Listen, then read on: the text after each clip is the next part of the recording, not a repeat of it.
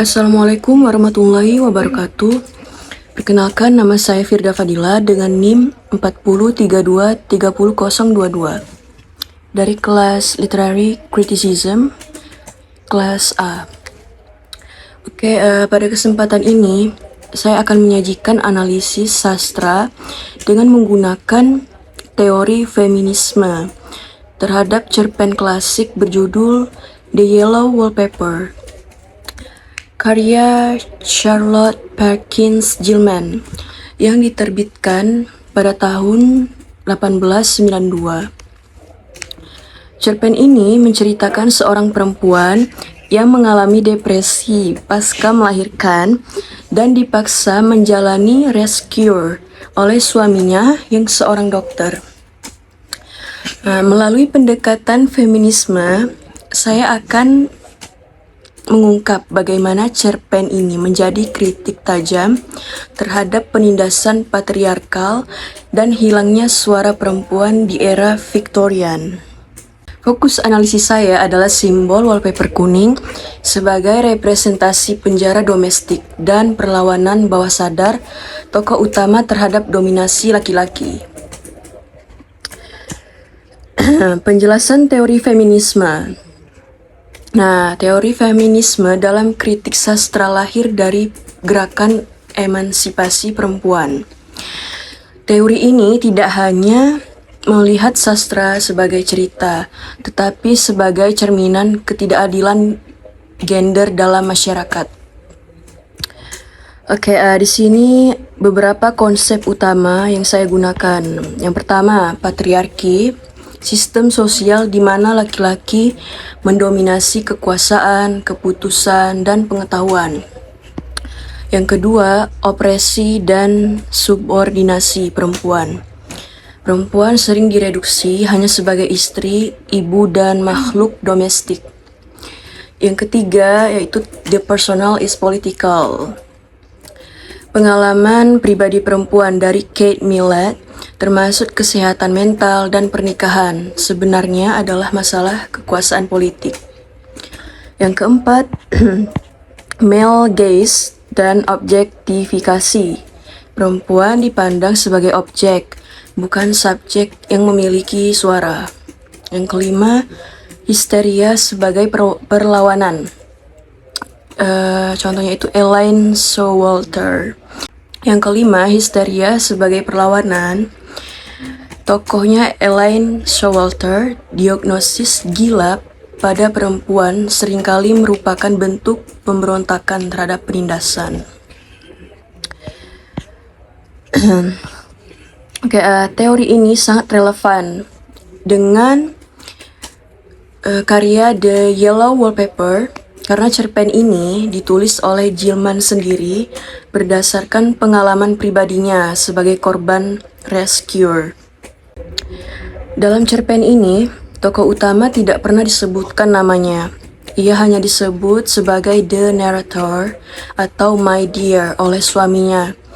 Hal ini menurut teori feminisme menunjukkan hilangnya identitas perempuan dalam institusi pernikahan. Perempuan tidak dianggap sebagai individu mandiri, melainkan sebagai milik suami. Suaminya, John, adalah representasi sempurna patriarki. Ia seorang dokter yang selalu menggunakan otoritas ilmiahnya untuk mendominasi.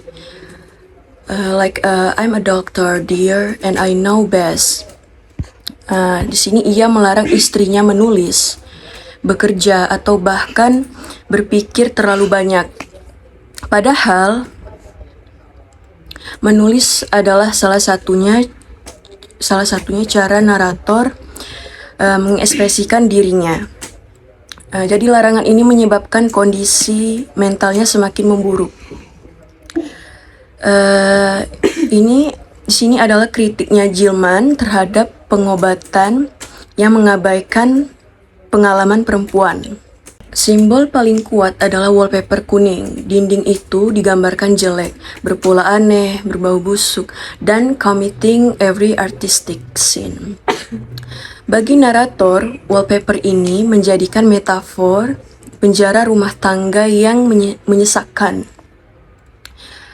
Di balik pola wallpaper ini, ia melihat seorang perempuan yang merangkak dan berusaha keluar. The faint figure behind seemed to shake the pattern, just as if she wanted to get out. Nah, adegan klimaks ketika narator merobek wallpaper dan merangkak mengelilingi ruangan sambil berkata, "I've got out at last, in spite of you and Jane," menunjukkan perlawanan ekstrem. Meski akhirnya ia, tanda kutip, gila. Ia berhasil keluar dari penjara patriarkal meski dengan cara yang tragis. Ini sesuai dengan konsep Showalter bahwa madness bagi perempuan adalah satu-satunya bahasa perlawanan yang tersisa. Selain itu, ruang kamar Anna di lantai atas yang terkunci juga melambangkan bagaimana perempuan dikurung dalam peran domestik dan reproduksi.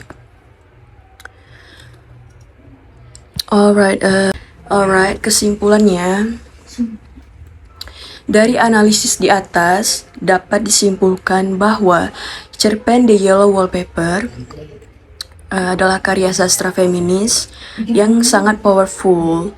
Charlotte Perkins Gilman berhasil menggunakan elemen gotik untuk mengkritik sistem patriarki yang menindas kesehatan fisik dan mental perempuan. Meskipun cerpen ini ditulis lebih dari 130 tahun yang lalu, isunya yang diangkat, hilangnya suara perempuan, kontrol laki-laki atas tubuh dan pikiran perempuan, serta pentingnya ruang ekspresi, masih sangat relevan di era sekarang melalui teori feminisme. Jadi di sini kita diajak untuk terus memperjuangkan kesetaraan gender dan mendengarkan pengalaman perempuan. Demikian presentasi dari saya. Terima kasih atas perhatiannya. Wassalamualaikum warahmatullahi wabarakatuh.